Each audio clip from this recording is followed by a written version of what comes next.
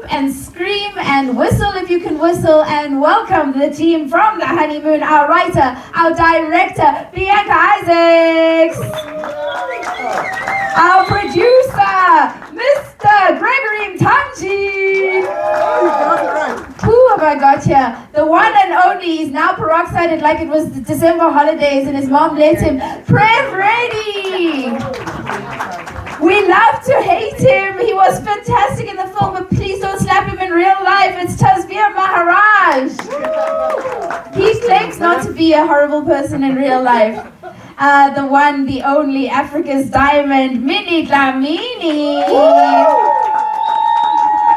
I've seen her do stand-up in Pofadder. I've seen her do films all over the world. I've seen her do Greek mythology. I watched her do Oedipus in Grahamstown. This is a thespian, the one and only Tumi Morake. A lesbian with a TH.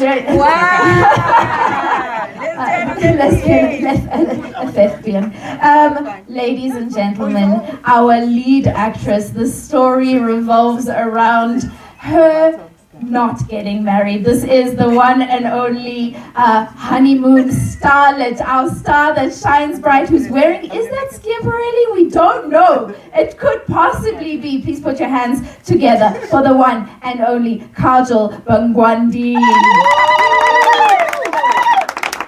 Is it Schiaparelli? Is it?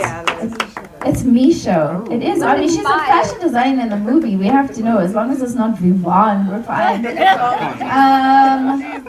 Please take a seat. And then why were you standing? Because I was giving everybody's place. Ah, that's very nice. That's very nice. Ladies and gentlemen, can we just one more round of applause from everybody? I know that you're the media, but you're allowed. Okay, so we are going to open your questions up, but I think, is there anyone from this side? Do you want to start with any statements prior to us asking questions? I think, should we start with producer, writer, director, and then hand it over to the audience?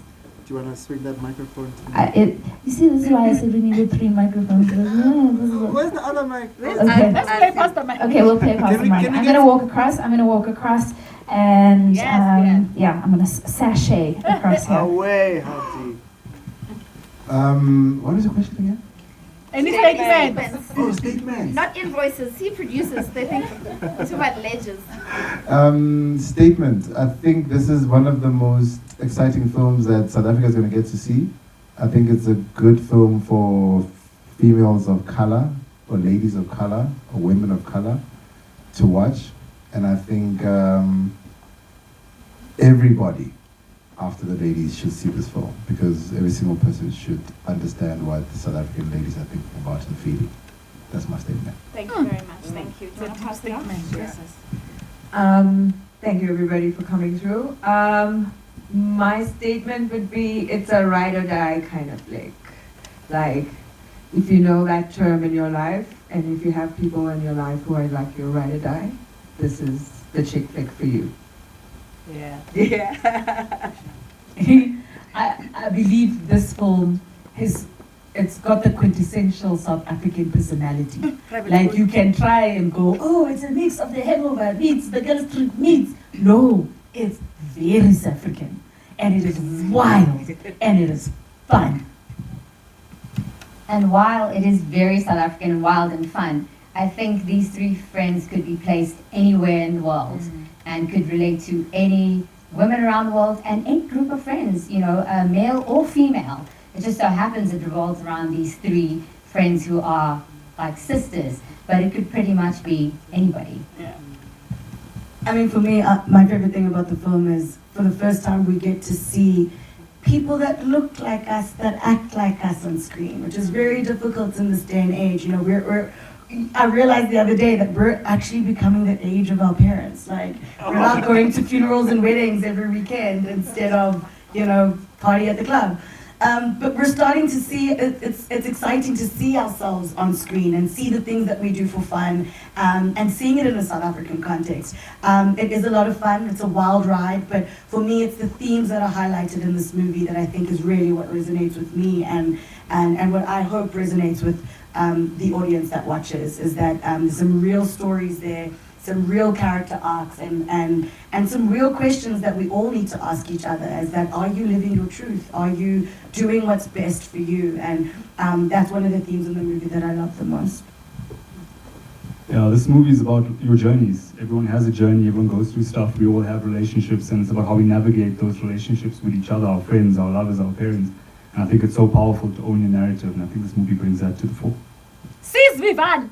I think everyone sort of covered what the film's about, but I think for me when I watched it for the first time is that, I know Greg said that take your girlfriends, take the ladies, should go and see it, but the personalities and the trials and tribulations that these friends go through, we have all gone through with our own friends.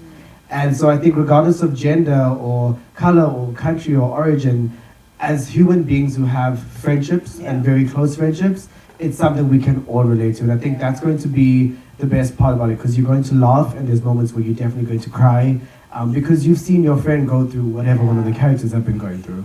And I think for me that's the most exciting thing about it, is that it has this universal appeal that's set in our beautiful country. Thank you very much. Thank you, all of you. I think our opening statements. Now, the thing about a film is that it is difficult to convince people to help you make it happen, right? And these journeys take a long time, and when you are a writer and a director, and you're carrying that, I want to make a movie story. It's difficult to separate yourself from your craft and to not want to be like, to value yourself and your work with people wanting to fund your project or not. The psychology behind that, and not to give up, is something that's very challenging. So if you glance to the right of the Honeymoon banner, there's another banner of somebody that bankrolled the project. I've been wanting to say that for about half an hour. Can you please, if you don't mind, standing, sir? We have the person that chaired the sponsorship, Mr. Tsepi Alexander from AVSA. Thank you so much. So please, big round of applause for our sponsors, because these things cannot happen without money. I'm just trying to get people to give me a camera for my podcast. I don't know how you did that. There were 3,000 names on that thing, but so it's 084. I understand everybody that's here got one of these little press kits, this beautifully presented, and I see you also got a DBK t-shirt. Thank you very much. Don't be cuck. And when I'm going to pass the questions over to the press, and you're going to ask whoever it is on the panel that you'd like to ask these questions. But I'd like to just guide something, because my inner Karen needs to tell you what to do. Let's stay away from, so you've made films before. What was your experience? How old were you when you decided to be an actor? How did you know you could make a movie? Okay, all right, we're gonna be a little bit more sophisticated because we're all adults. So I'd like us to discuss themes. Yes, we've spoken about representation. We can also expand on that, but let's talk about representation of an idea, of an experience, things like that. Ask our writers their opinion on things as opposed to things that they've achieved. Or let's move away from experiences and stick to questions that involve the themes of the film and the reason why it exists. Is that clear? Are we all good? You guys feel reprimanded. I'm sorry. I'm just like, guys, please. I just want you guys to be better. Yeah. Who can tell that we've been traumatized by the press? Anyone tell? So I have somebody on standby here with a microphone, and who would like to start asking questions first? Now that I've made it difficult. Now that I've made it difficult. I'm gonna choose. Enrico, let's go. Enrico, yes. Enrico's the one. Enrico's hair came first. Please get your questions ready. I'll be choosing you randomly. So please get your questions ready. This is why he's the producer. Thanks, guys. Thanks for making me the first one. All right. Our face. Microphone to mouth. All right, so leading right after what Nina just said, I'm going to ask this directly to Kajal, and it's with a theme from the movie. How do you think, or what would be your message to other women out there who have had, Vivan, and but have had to deal with it so almost blindingly, you would say, at a time? Like, what would be your message to them? Lovely question. Thanks, Enrico. Yes. You know, this is quite a layered one. And I'm going to say this because there are many women who deal with personalities and partners like Vivan and stick with it. And then end up blaming themselves for whatever is going wrong. And then it becomes more of, what did I do? As opposed to actually looking at the relationship. And when you are so involved in something like that, it's really difficult to look at it from the outside. It's really difficult to look at it, and you don't, if you love this person, which I'm sure you do, you don't want to put blame on them. Yeah. And in this day and age, you know, we have this term called gaslighting, which existed, well, forever. But, you know, it's come to the fore now, and we know what it is, and it happens all the time. And particularly with women, we end up blaming ourselves for whatever it is. So it's really tough to actually get yourself out of it. And this is why it's important to have people around you, like your friends, like your parents or your parent figures or whoever it is. And you know, we all know, we'll say our moms know best, but we don't have to listen to them. Yeah. You know what I mean? We don't want to listen to what you have to say. We mean listen. Yeah, that I told you so. It's been happening all our lives. However, they do know best. But this is why it's important that we do have our ride or dies. And let's be clear. As we adult in life, our ride or dies, we probably don't even speak to them in months, maybe even a year. You know, one's busy with the kids, the other one's busy with her career, the other one is this. However, that relationship sticks. And sometimes you do need people in your life like that to come out and say, and they have the guts, and I'm going to say guts to say it, or you want me to be crass, and I'll say they have the balls to say it, but you have that strong relationship to say, listen, this is not working out, and you are better than this. And then you have to allow the person space to actually absorb whatever is going on, and they will then make the decision on their own. Yeah. If they don't, well, then they don't. But it's movies like this that put it out there. And I know there are women who are going to be sitting in the cinema quietly, not saying a thing, but inside being like, screaming. Yeah, okay. That's me. Yeah, oh, okay, big on. Meanwhile, their partner at home is very similar to that. So I think it's just, you know, opening the door for them, showing them something, a little piece of it, and then at the end of the day, everyone makes a decision for themselves. And we all hope that they do make the decision to choose themselves over the person that is not giving them what they need to be the best version of themselves in a partnership. Hi guys. Hi guys, Eddie from SF Chronicles. Hi Eddie. Question for me. In terms of your character process for Lou, what kind of research did you do? And what kind of research did you do about friendship and self-discovery? And can you just share more about what you learned along the way? Sure. So the first thing that I did was I went back to acting classes. I hadn't acted in about 8 years. And they do say it's like riding a bike, which it is in so many ways, but there's a lot of technicalities that you lose along the way that you just get better with practice. So went back to school. And I trained and just wanted to make sure that I was equipped with the skills that I needed to do to portray, the skills that I needed to possess to portray the character. In terms of research, my life, funny story, my life is a very, very huge source of inspiration for this film and for my character and her journey. A lot of what Lou went through is what I was going through at the time. Mine probably a little bit more dramatic than Lou's, but very similar. And I was able to pull and draw from that. I was able to pull and draw from a lot of my friends who've gone through similar experiences of losing themselves in their marriage, feeling like they're shadow versions of themselves. But I think for me, the most beautiful thing about Lou was her ability to fight for herself. And Lou gave me the strength to fight for myself in my real life. So this character in so many ways is probably one of the most cathartic experiences I've had. It's one of the most healing experiences I ever had, and I never needed to pay for a therapist. My therapy is all over the honeymoon. But yeah, it was a beautiful journey, and I was able to draw from a lot of women in my life who were going through similar experiences, including my own. Who's next?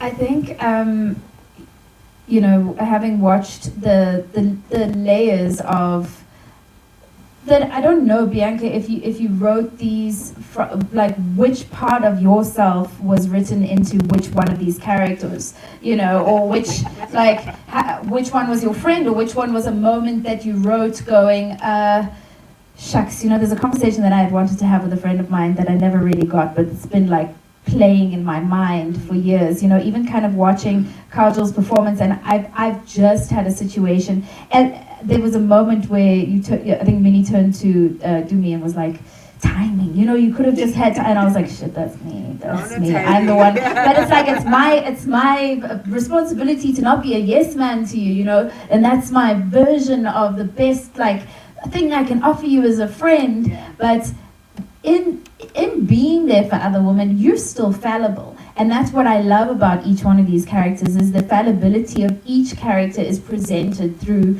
whatever, like, moment is happening between all of them. You know, not everybody has the space to hold space for the other person in the moment. You know, Tumi doesn't, or I mean, forgive me, Knox doesn't have the space to be holding anybody, even though she's trying to, and everyone's sort of like leaning into one another, and I think they all kind of find their emotional sovereignty toward the end of the film because they have to, you know, so that for me is really beautiful. And can we just give one more round of applause for your performances, ladies? Really, it was like, it was really beautiful. Yeah, world-class stuff.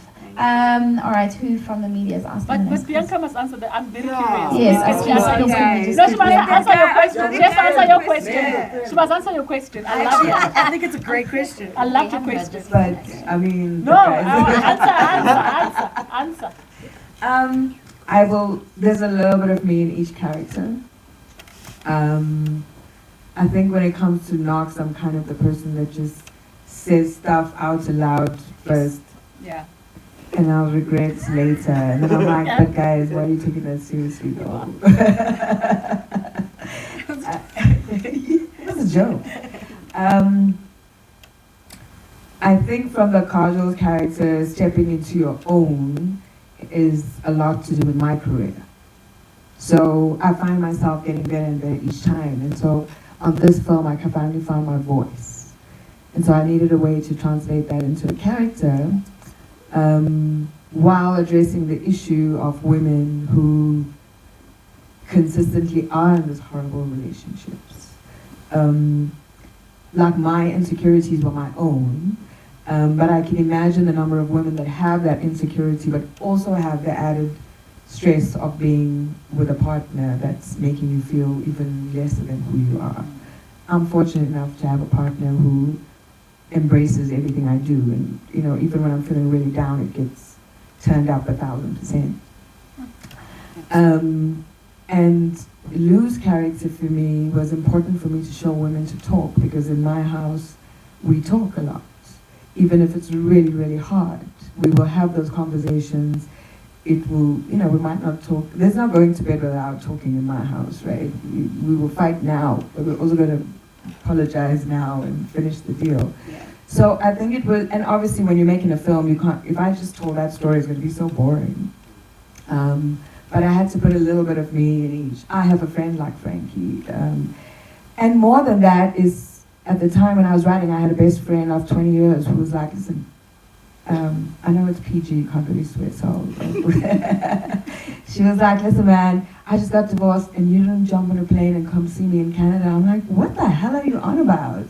And our like 20-year relationship fell apart. And so I get that in all of them. And so it's a combination of me in all of them, but just expressed in a really entertaining way. Thank you. I don't have a tasveer in me though. What's that? You don't have a Vivan in I don't have a You don't have a Vivan.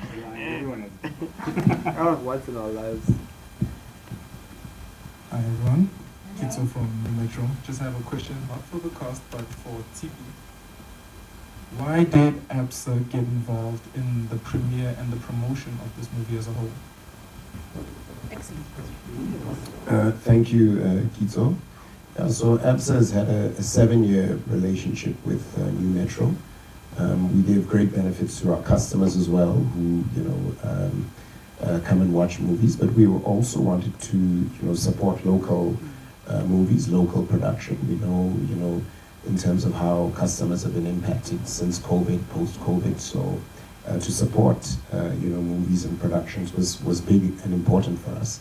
And we're looking forward to our customers also taking advantage of enjoying this great production. Another question. What is ABSA hoping to achieve through the partnership with New Metro, and what were some of the key takeaways from this partnership over the past couple of years? So yeah, certainly it's been a valuable partnership. So we give our customers up to 50% discounts, up to 12 movie tickets. That's deep discounts. And we also give them multiple other benefits that I won't talk about today. I'm going to talk about the New Metro benefits. So we really take pride in giving our customers rewards, giving them up to 57 days interest-free, to support them in their payments, and really great rewards as well. Going forward, we certainly will continue to support causes, etc. that we also know that our customers are going to be quite passionate about, and to continue to look for great opportunities to reward our customers.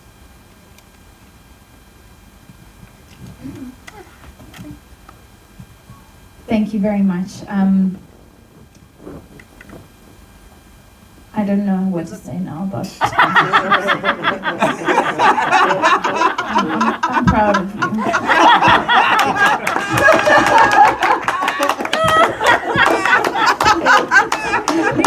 Yeah, you said you're trying to finish a project. Yeah, okay. So, I just need a young, like half a meter, not even a whole meter. I just need half a meter.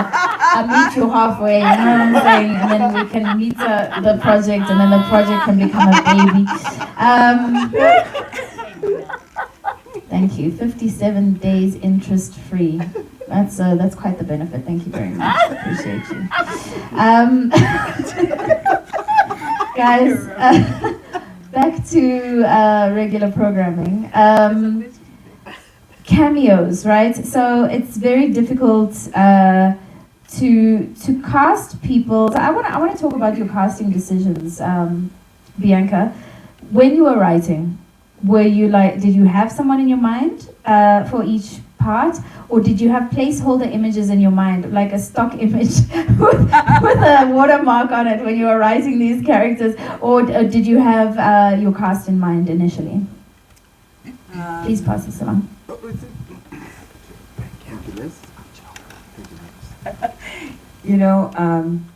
Kajol once saw herself in she was a casting director in the film, and she once got a brief, and in the stock images was herself. Oh, hilarious. No, you mean on another project? Yeah, on another project, yes, right? So I totally get it.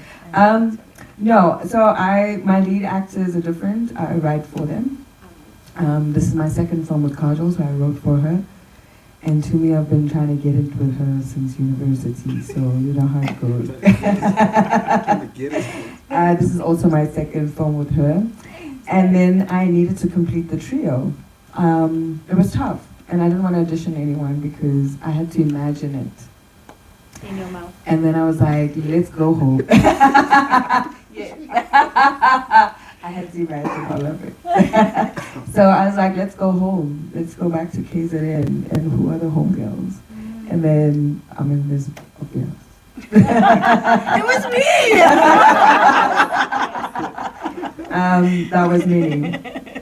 And I had a meeting with them. It went really well, right? Yeah. Lunch turned into dinner. Lunch turned into dinner, and then the next thing I disappeared for 6 months and came back with a script for them. Tasveer was different. I think we've tried to work together before. I made him audition a few times. I already knew on day one he was going to be the fun, but I was like, listen, it can't be that easy for everyone. So You want me to drive up and down to just come and see us. yeah. And Prev was a chance. I like him. He's a cool guy, and then he was a chance. And we're like, we're going to give this guy, let him do his thing. It turns out he can actually act. So it worked out really well. But I don't think the process was as difficult for me as it was for Kajol as the casting director, because Greg and I are very difficult to work with. And she'd be like taping, sending, guys, I do like this, radio silence, what's going on. So Kajol would really be the best to tell you about putting this film together.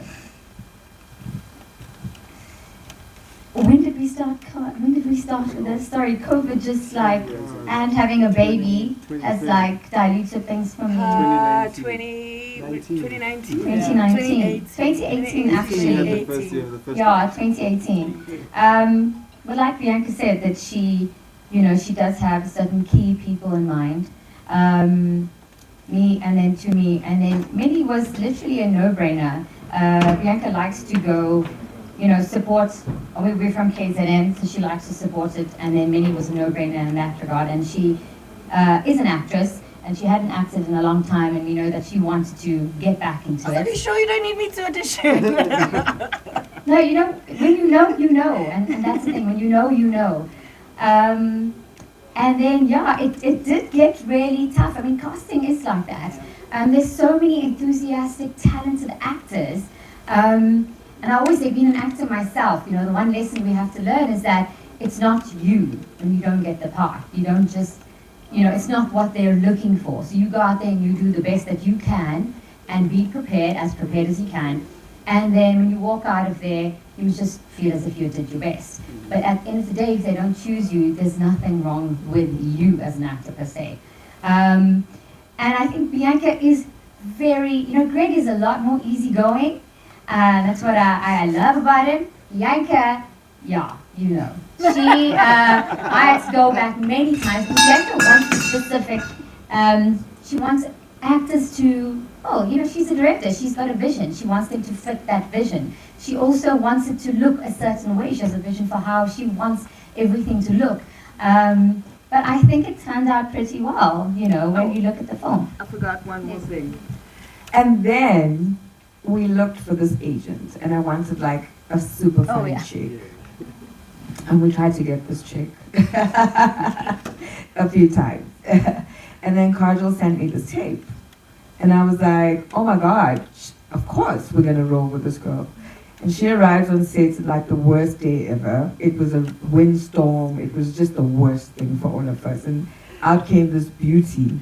And she says to me, you know what, darling?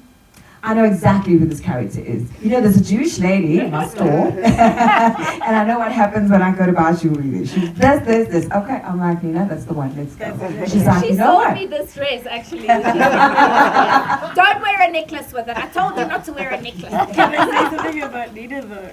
And we sat down, we workshopped a few things, and she said to me, B, you know what? I'm going to end this with TBK. Okay, WK. And Tumi and her are electric on screen. So for me, it was a privilege to have all these beautiful women come together to make it work. Thank you. No, just a short thing is that I remember they were really struggling with the agent, and I remember a lot of names were coming. We were all in a room, I think we were doing script reads or whatever, we're like, we just can't find the agent. And I remember when your name popped up, everyone was like, yes, that's it! Like, it was a no-brainer, like everyone was done. And it was, I think that's such huge testament to you and your character and your professionalism. And we've worked together a couple of times. Never on a film. She was on set and even got to see her. Yeah. But I just think that when your name came up, there was not a single person in the room that said no. Everyone was like, absolutely, that's exactly who you should go with. So, yeah. Just want to say one more thing about the casting again. When we met Nina this morning, she said, oh, but I had such a small part in it. Well, that's the thing about casting is when you cast right, the impact is there. And yeah, maybe you had 20 lines, but when we watch it on the big screen, people remember it. It is memorable. And your skill and your talent actually literally, it shines through. And that's why casting is so important. We don't cast you because you look good. We don't cast you because you can read well or because you can act well. I mean, it is all of that, but you have to fit the picture and you have to fit the role. Sure. Sorry, Les. Thank you. Thanks, guys. Okay, so who's in the audience that would like to ask a question? Hello. Sabina from Glamour. I think just move it like to over here. Yeah, Is that fine? that's perfect. Sabina from Glamour. Firstly, what an amazing story. And I saw myself in each of the ladies. And I just want to say with Knox's character, you know how when you're doing so well online, but you are struggling? You know, that's so real. And I appreciate that was also tackled. And in terms of character development, I would have loved to see the ladies creating a safe space for you just to unpack that. But other than that, and the synergy between the ladies as well, just how much time did you have to spend together outside of filming to get that right? Because the chemistry was amazing. Knox rocks. Knox rocks. Knox rocks. Ah! Front page picture. Please. Just to add to that whole social media thing for me, funny enough, like so I could relate, but I couldn't relate because I'm very resistant to the social media thing. I do it like, yes, it's like drawing blood out of a stone. Like my team fights with me for posting on social media. I don't know how I have, like the number of followers I have. And I think part of it could be because when I post my stuff, you can tell I posted my stuff. And people love it because I'm being so true to me. And I think with Knox, when she gets into that position, she's so hungry for what she wants, it gets what it needs. In terms of us spending time off camera, I think B called it when she cast us. She could tell that personality-wise we'll get along. We don't have the kind of issues that make it hard for us to get along. We're all so secure in who we are and where we belong in this industry that it was very easy to get together. You know, everybody owns their lane. And so when we met, these were two new mothers and me and an extremely qualified mother. And it's so cute because, you know, they're sharing their kids' milestones. I'm sharing, yeah, this one just passed. Grade 11. You know, about one child speaking in a deep voice. These ones are saying their first words. But it was also nice that we're coming from a pandemic where, in a way, we were forced to be wives and mothers for so damn long. We were sitting in a chokehold of motherhood and parenting. And that by the time we got to this film, off camera, we're getting to be girls. But we're getting to be girls for the first time, and wives. But we're being wives on set though. No, I'm saying on COVID. Yeah. Outside of being mothers. Yes, we're being mothers. This is what I said, we're being very housewifey. Yeah. Yeah, we were doing the things we were not quite, that was not our plan in life. Take two. Right? And what makes it worse is your children and your spouse become used to that presence. Yeah. So we were also dealing with each other's guilt. I feel like we took turns in guilt.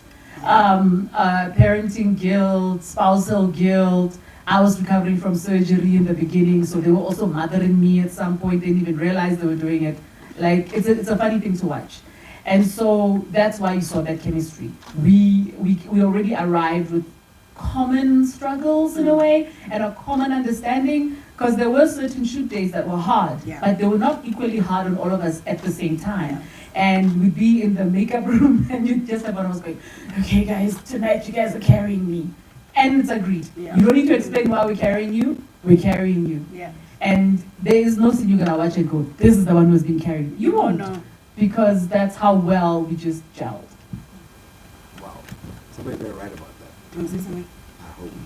Okay, I just wanted to say, just to reiterate what she was saying, is that I remember days where, because we used to drive to set together, And I remember days where we would be in the car. At the one day I got in the car, and everything's fine, and then I'd look outside the window, and she's like, "What's wrong? This is a little on." She was like, "What's wrong?" I said everything.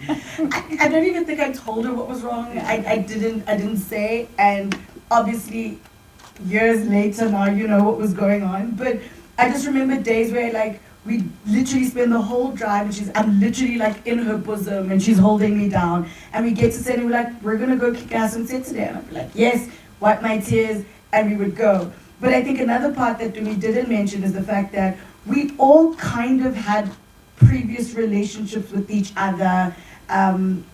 That we knew each other already, you know, not as intimately as the relationships we saw in the scene. But I mean, I've known Kajol since I was in school. I've always admired her. Tumi and I have obviously met a couple of times through the industry, and so for us to have a chemistry together was probably one of the easiest things in the world. It was three friends who hadn't seen each other in years, who've always had a really great rapport, and now had a chance to have a really good time. And I think that's why you see that on screen. And when people ask me, what do you want people to take away from the film? And I was like, I just hope they see how much we love each other, and that translates on screen, and I genuinely believe it did. So, yeah. So, touching on the question when you asked about social media and your struggles and stuff, you know, with everyone. I mean, most people only show you what the good side of their life, you know. But what people really appreciate is authenticity. And I think the thing is, this film will show you that social media does not matter. It is something that you use, it is a tool that you use, but in your real life, you actually have to look around at the people who are in your life. And that does matter. Yes, your followers matter. Yes, your career online matters, but it does not matter as much as the people actually who are in your life and actually give a damn about you. And then, you know, we shared a sisterhood, and I'm going to say, like, we didn't even know that the sisterhood was there. This is behind the scenes. And each of us was going through something. We never really spoke about it openly to each other. It's weird how women just sometimes know, you know. Whether it was me missing my baby at home, whether it was Tumi missing her, whatever, you know, whatever else was going on, or missing her husband and her kids, and even, I mean, and I'm going to bring up the motherhood and the parenting and the marriage, because it played a very big part in the movie and behind the scenes. And we just had this shared sisterhood, and it wasn't just between the three of us. I'm very grateful that on set we had so many people working there that were just, you know, if you were quiet one day, someone from makeup or wardrobe would come to you and just say, it's okay. I know you're missing home, or I know you're missing your son, or I know you're going through a hard time, you know, if you want a hug. And that's it. So I think it was a really beautiful place to work in, and it was unexpected, but it was beautifully unexpected. Can I just add something very quickly, just to those questions? So there's just three parts I'd like to add. Firstly, the social media aspect of it, because obviously a lot of my career is based on social media, and to see Bianca write so much truth in the character of Knox that, yes, you might be in Zanzibar and you're living your best life, but the public doesn't know the circumstances as to why you're in Zanzibar, right? So that relatability for me was incredible. Tumi said that she's not good with social media. The first time I met her, I was very excited to meet her on set. And the first thing she says to me, she's like, Priv, you know this TikTok thing. Can you just... So to see her on screen, you know, be the character who is so social media savvy, and she knows, okay, cool, I know what the next move is, or I know what this is. I mean, you're just such a phenomenal actress. And to see that happen was incredible. And I do feel like, you know, I wasn't on set a long time, but the love that this entire cast and crew had, you could feel it, right? Because everyone was there for each other. Like it's been mentioned, it was, you know, everyone was shooting when lockdown was starting to ease off and we were having COVID tests every day. But I'll never forget the first scene Kajol and I shot. The last time I saw her was when she spoke to me. We met for the film, and we were sitting in hair and makeup, and all Kajol did for like 45 minutes is show me pictures of her baby. and and it was like 7 a.m. and she's like, I miss him so much. Like you just came from home. You just came from home. But I think it's understanding also that, like, you know, I love kids and a lot of my content speaks out to kids. So, but like she's saying, there was that support. So no matter when you were missing someone, especially for the three of you, it felt like it was a family throughout that month of shooting. And I think it was just, and I think all of that translates onto screen. Everyone's chemistry with everyone and everyone's scene that they interact with, it gives you, these people have been friends for years. They didn't just meet on that day to shoot that scene, you know? So yeah, but to me, well done on acting like you know socials. It's like a backhanded compliment. Yeah. No, socials. Well done. It was very uncomfortable for me to watch. You know, I think it was New York Times released a bunch of words that are being misused in our zeitgeist. One being gaslighting, the other one being triggered, another, you know, authenticity. Everyone's just like throwing these words around and not really knowing what that really means. And you know, gaslighting is essentially somebody making you feel like you're crazy, like saying one thing and then the behavior not supporting that, and then making you believe that something is real. And then the knock-on effect of that is you not being able to believe something that somebody is telling you. So your friends are going, this relationship isn't real, and you're like, okay, cool, but we're just gonna go on a break. Yeah, you know, so because you're so used to somebody lying to you that you have to create this false reality. So the false reality is the world that you live in anyway. So when people do tell you the truth, you don't believe them. And for that to have been articulated in the film, I'm gonna throw this question to you as a performer first, and then I'm gonna throw it to Bianca. Was it as uncomfortable for you as an experience to be a gaslighter as it was for us to watch you? Because I wanted to hit you from the audience. From the screen. No, it was totally easy. In my spare time. No, I'm joking. You know, what everyone said so far is so true. I got there on my first day of set, and I think I met everyone on my first day. And it was so hard to be such a douchebag to people around you who are so amazing. So you get into this character, and then you have to understand the dialogue and the way it's written. And I can tell you, you know, the concept of passive manipulation is what Vivaan prides on. It's you give a person the most painful truth that you think about them, but you comfort it with a pet name. You comfort it with a look. You comfort it with a moment. You know, so it's great to be for writing the character like that, because I think what makes the character so manipulative and so terrible is that he's so driven by self-preservation that he thinks it's fine speaking the way he does.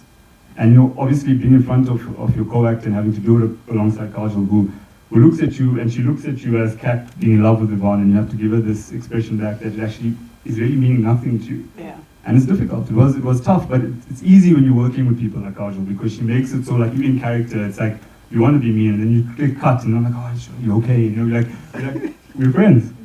But I can tell you, with the way it's written and the way the script and the story evolves, it's like I see myself being such a manipulative part of Kat's life, but to also watch her run through that journey and win, essentially, it makes you feel very empowered, because you feel like you've had a part in that journey, and every single person, whether you're male or female, will relate to Kat's story. You know, you go through your struggle of wanting to prove yourself worth, get out of a toxic relationship, and make yourself move.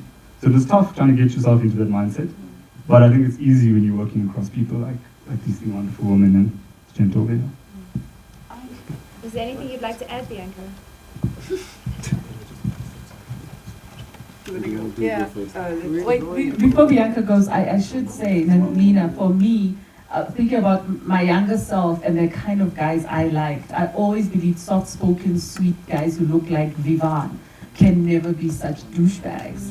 And so to watch him perform, I was like, oh my gosh, I want to go back to my like late teens, 20-year-old before I met my husband. I just want to smack her.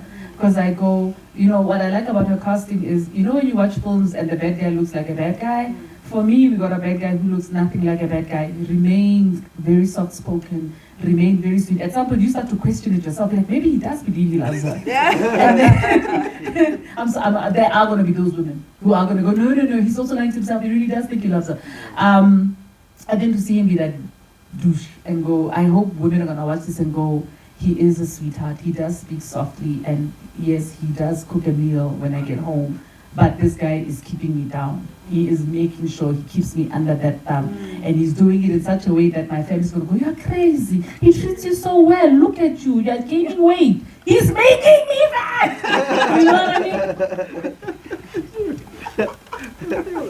I mean? You know, we had fun. I had fun writing Vivon. And I would often bounce things off Greg, and I'd be like, I remember the day. I'm joking. I remember the day we were like, Vivon today, Versace tomorrow. Like, what kind of guy says that though? The most good-looking guy in the room, and you know, women are suckers for good-looking guys. That's true. And I mean, look at him. Look at that face. It's like, did you wake up like that? Like.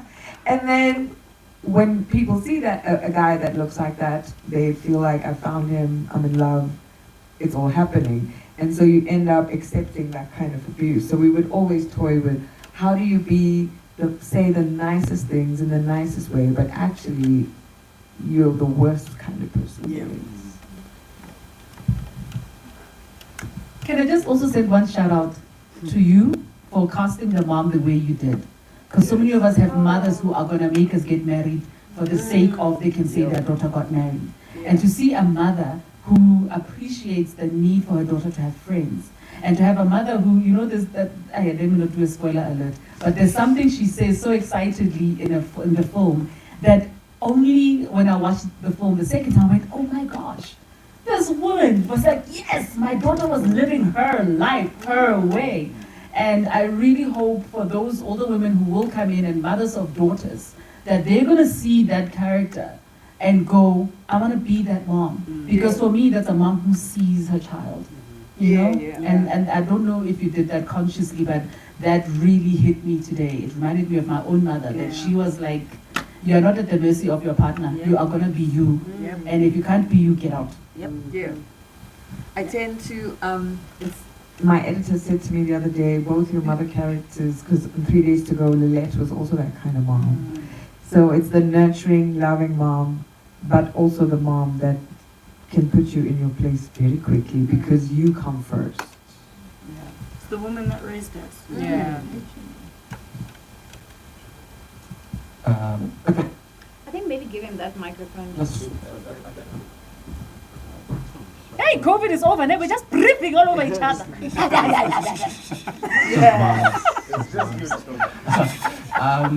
I want to touch on more for Greg, and you know, Bianca, you can also join in on this.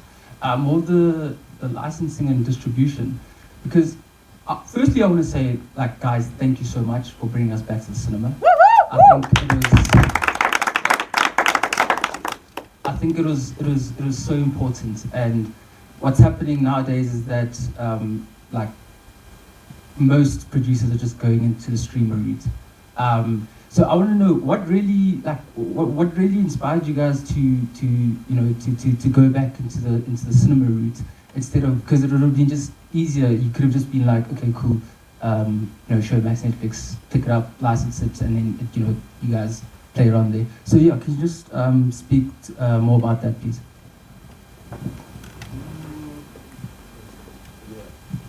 Thank you for that. I think the most important thing for me, so firstly, I come from the cinema time. So I'm not that old, by the way. I'm not that old. You mean like 2019? Can somebody bring his walking stick? So I come from a place where group presentations were like, we like to present something to a group of people. And I think I come from a background of, the biggest thing that I like about cinema is that strangers can come to one place and share a single experience together. So you could be somebody has a bad life being abused or whatever in your life, and you come to a cinema and there's somebody else who comes there sitting right next to you who has the same situations you're going through, but you don't know. You guys are going to laugh together, you're going to cry together, you're going to do all that stuff, but you don't even know each other. And I think entertainment, that's what entertainment is about. And I think it's great to have streamers, it's great to sit at home and watch a movie. Some movies you can't watch at home. Some movies you have to see on the cinema, simple as that. And I think human beings just need to understand that some things are done in a certain way. And for us to take it to cinema, it's too clear. There was no other deal or whatever we had to do that would take us away from going to cinema. So it is the part of enjoying entertainment at its highest level. And this is the highest level of entertainment. And I still want to get a piece of that. You know, I think everybody's enjoying the other stuff, but I think there's people out there that want this sort of organic, I'm coming to the cinema, I'm buying a popcorn, I'm buying my juice or Coke, and I'm sitting and I'm experiencing it. And that's really what drove us to keep this movie in the cinema, to make sure that we entertain people and share the experiences of filmmaking. So Film Infinity have been my partners since I started my career, like 13 years ago. I walked into their offices and I was like, hey guys, it's me. I know you don't know me, but I've got a movie. And I made it already and I'd love for you guys to have a look at it and distribute. And they had a look at the film, they didn't bat an eyelid, and Mario called me and said, hey man, we want this film. And I haven't looked back. I haven't made a film for a streaming platform since then. Even my co-productions are all films that go to cinema. So this is my fourth film with Film Infinity, and it was a no-brainer to go to cinema. They're a huge support structure for me and my career in cinema. Will I go to streaming? Sure, it depends on what the project is. But if I have to wake up tomorrow morning and create an IJ in my head, you'll be damn sure you'll be back in the seat.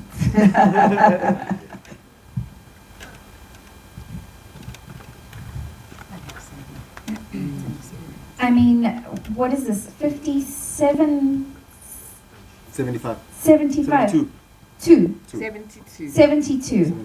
72 cinemas will be playing this film. Botswana, That is Swaziland, Botswana, Swaziland, Namibia, Zimbabwe. Zimbabwe, Namibia, and then 57 that I counted on this paper. So countrywide. No, I'm just looking at the printings of like locally where you can get, you know, everywhere from Mamelodi to Belito to the Grove in Windhoek to like, you don't have an excuse not to watch this film. Yeah. It's literally in a cinema.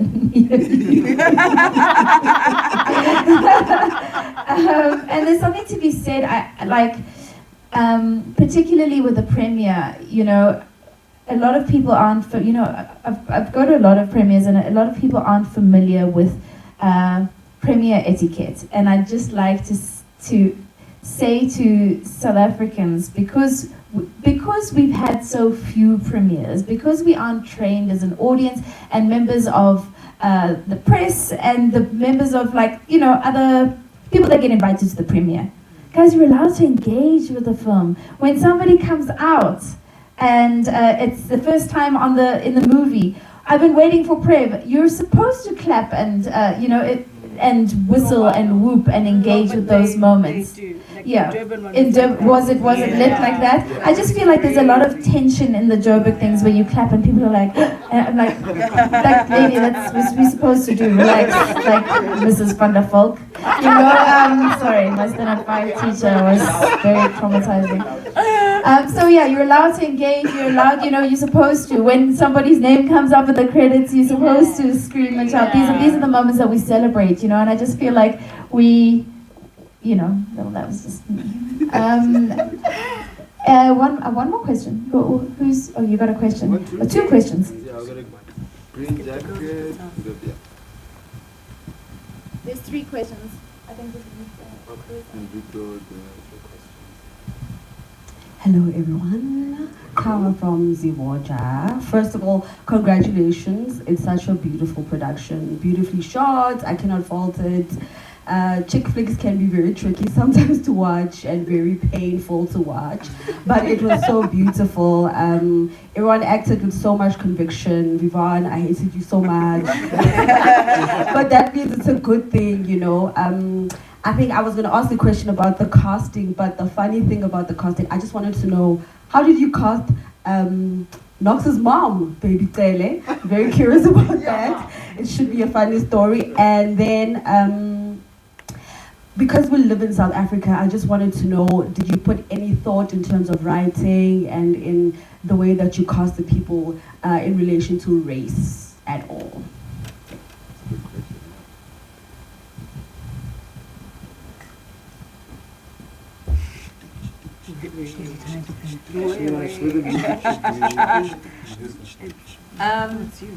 So Baby Tele, when Baby Tele was a backstage, I was an intern. And we both shared a birthday. We both share a birthday. So when we were looking for a mom here, we were like, who's gonna play this one's mother? I mean, so I called Baby and I'm like, Baby, do you want to be a mom? She's like, how old is this person? I'm like, Fair question. no guys, how can I be Tumi's mother though? And then I was like, don't worry, you died a long time. Wow. So she was very cool. I'm in. So I know her for quite a long time. Before I hand you over to Kaja, I did want to say this. When I wrote, most of my work tries to portray human beings. And you will see the race is not an issue in the film. And I don't identify by accent. I don't identify by very specific things. I deal with human stories. So relationships, how we react in relation to things. The moment you start boxing people in, you box the entire story in. And that is the problem, because now we were able to be so commercial, we were able to play with so many things, simply because we decided to remove race from the issue. Knox could be any race. Every character could be any race. And that for me was really important. I'm just going to reiterate what Bianca said, and what I said initially about the story could be placed anywhere in the world. And it's something that I said after watching it for the first time when we had a cast viewing. I mean, you know this, and you know about this when you cast for it, when you read the script, when you work with the director, when you work with your fellow stars and producer. But when you actually watch it on screen, and then you think to yourself, wow, wait a minute, I didn't even think about race. I didn't even look at it and say, oh, well, she's Indian, she's black, she's white. I don't know about you, but I didn't see it at all. And then that means, well, what we set out to do actually worked, because we don't want it to be that way. Of course, with Kat, you know, there is some sort of cultural connotations to it, because she was getting married and she is of Indian descent, so then we do put that in there. But it's not in there because we want to show everyone her race. It's about the story, and as if it impacts the story, it will be there. But race pretty much has nothing to do with it. And I think when Bianca had the cast in mind, or actors in mind, she definitely does not think about race. She thinks about the person, what they're capable of, and how they're going to fit into her vision of the story. So, yeah. Unfortunately, there's only one race. The comrades.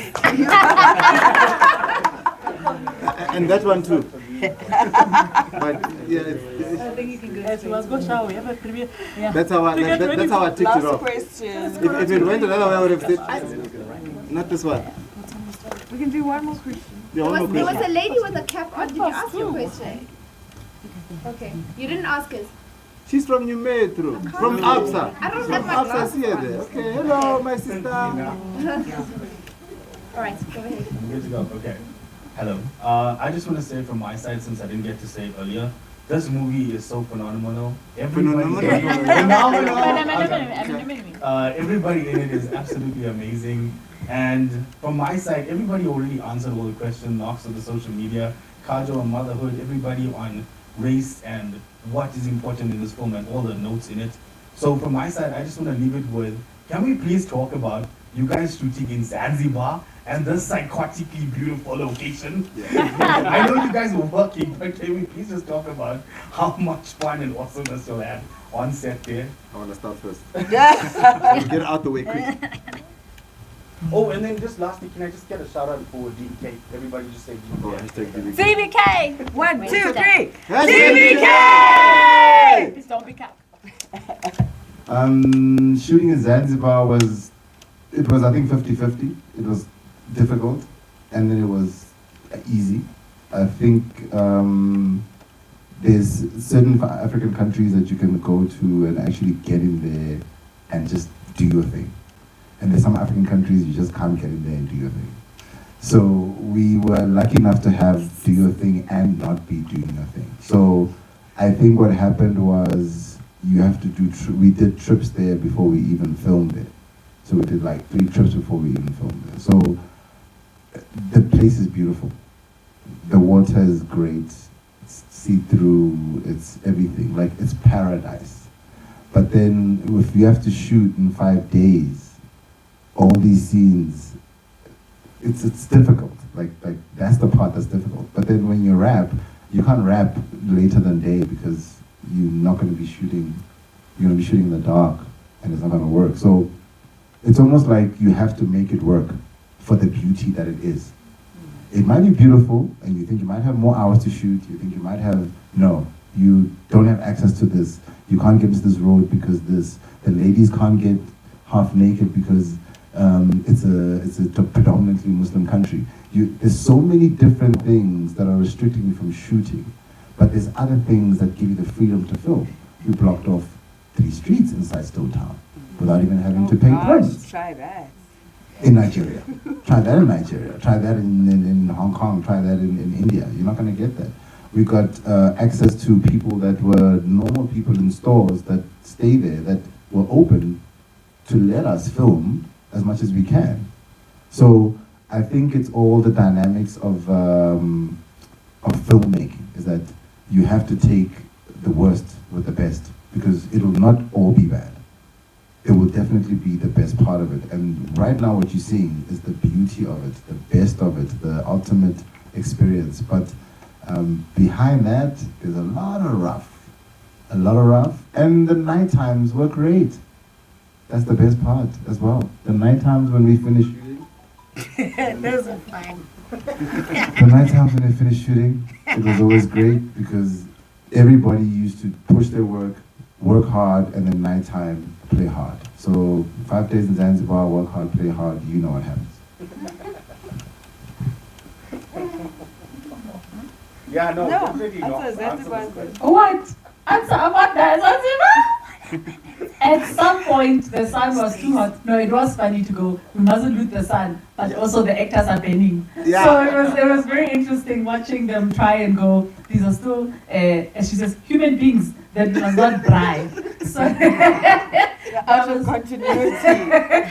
and for us, we were in paradise and we were like, this is a holiday, guys. Like, we haven't been able to travel in so long. Let's try and have a holiday out of this. Then there was the whole now convince each other to forget each other's children. that's a buzzkill. So we would do children like rap, we're doing kids. We're doing kids, we're doing calls home. We're doing calls home. We're done. Now we're wild children in Zanzibar. Now we're Zanzibaring. So we Zanzibar.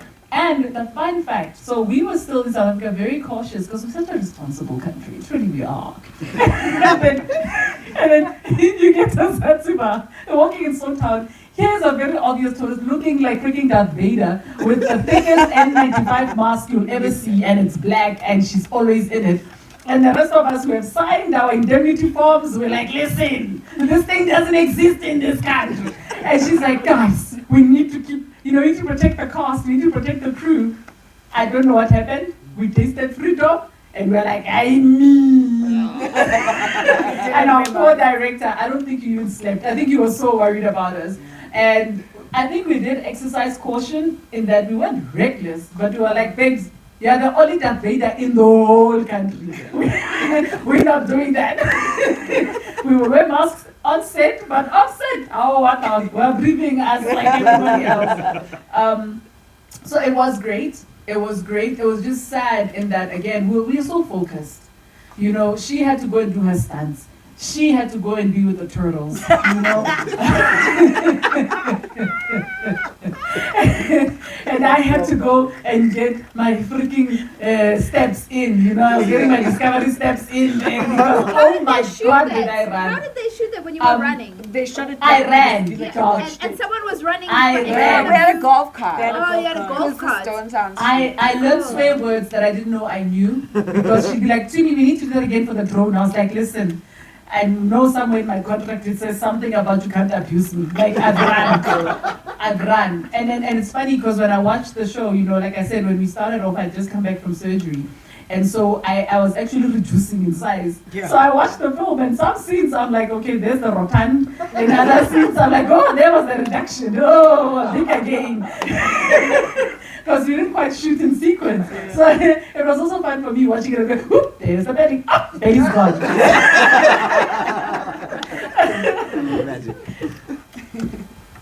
You know, not wearing masks coming out of hard lockdown and South Africa, and all the anxieties that surround the pandemic. It was literally, in that time, a very liberating thing. Yeah. Where we could actually breathe and we felt free. You know, although we were still meant to wear it, and like she said, we wore it, well, some of the time. They did not. Set. On set we did. No. We wore them on set. In Zanzibar. Yes. We wore them on. Okay. We did. You guys did not wear When masks. those guys were doing our makeup. We did not wear masks. No, let's be honest, we I didn't. remember okay. But we did, it was also extremely I hot. put up If you my know what photos. Zanzibar was like, it's extremely hot. It And is. it's Durban on steroids. Yeah, And I'm from Durban, and you know, if your hair goes home, it's like your hair goes home, you know, don't worry about your blow wave. And there, it's so hot. So imagine you wearing a mask with makeup and you have to run and. But in saying that, Zanzibar is one of my favorite places in the world. And I'm not sure if Bianca had mentioned this, but we had to change locations, you know, because of COVID. And then Zanzibar was actually like, you know, it was meant to happen. And it literally is one of the most beautiful places. I don't think we give Africa enough credit. The places are incredible. And besides that, food, I'm a big food person. Give me good food. And it's a melting pot of cultures, and the people are just wonderful. So as much as it was extremely hard work, and it was tough for us to do what we did in those 5 days, it was a wonderful place to be and be surrounded by the locals there, and just the beauty of the place. Yeah, I guess. Jumbo. Exactly, Jumbo. No, for me it was the holiday I didn't even know we needed. I think for me, Zanzibar, in so many ways, when I think about it, is, you know, the fourth lead character of this film. And so much of the movie, like the heart of the movie, takes place in Zanzibar. And I think at that point we also had shot for so many weeks before that by the time we got to Zanzibar, it was a slightly smaller crew, but a crew that we had been with for about 2 months before. So one thing that I'll always say that I loved most about this film, other than, you know, making it and shooting it and being together, was not only did I believe you put an amazing cast together, but I think you put an amazing crew together. I mean, we worked with some of the top creatives in this country, who have gone on to do some incredible work internationally. And this film couldn't have come out at a better time, and we couldn't have been more blessed to have worked with the crew that we worked with. But it really was a movie within a movie. I mean, I was showing Kajal and Dumi my behind the scenes. I've got an entire folder of the movie and what we did, and we had so many great relationships and so many great friendships. And when it was wrap, although we were homesick and although we missed our homes and our kids and all of that, there was another sense of home that was created on that set. You know, everyone was looking out for each other. and we partied really. We partied. We were doing research for the film. Knox's character. We needed to get into that space where we hadn't partied in a while, so we needed to loosen up those things. So that party scene you saw with us. We had to do market research. So we did a lot of that. No, but it was a lot of fun, and I think more than anything, making the movie was a lot more fun than I think what we see on screen. Yeah. And we see them like, oh, this is fun and it's great and it turned out so great. But we got some stories for you. You know what I mean? And that's the thing about it, is that what you don't realize is that so much love and so much community gets created on a film set. It's literally a world on its own. And one thing that you guys will see in this film is that love comes not just through the actors, but through every single moving part that made this film possible. It was a lot of fun, and it was a lot of love. And yeah, we had a really great time on set. I want to just, sorry. Yeah? Okay, I just want to close it by my last thing will be, I also want to shout out Bianca's legs. There were days where we needed it. And our director has the most beautiful legs of any human we agreed we've ever met. And there were days for us where we'd be rapping and go, hey Bianca, so are you going to wear a dress tomorrow? And let's wear a short one. Let's wear a short one tomorrow. Let's make it a short one. And she would literally arrive in a dress for us in her best sneakers. And we would be like, she brought the legs. And that would just get us going, just set the mood for us for the day. And so thank you for that, Bianca. I think, yes, just to echo this last thing that you said, Minnie, the sound. I mean, you're shooting on a beach, the wind, I can see the flames are moving. That sound was clear as day. It was wardrobe, makeup, hair, sound, lighting, the drone shots and the permissions. Whatever it is and the thousands of names that you saw on the thing, incredible job. Thank you very much. I think a big round of applause to everybody, and thank you so much for attending this junket. And we'll see everybody at the premiere. Yes, in a couple of hours. Bring the legs. Bring the legs. Let's do a group picture. Picture. I think let's do it sitting. It's really nice. Do you have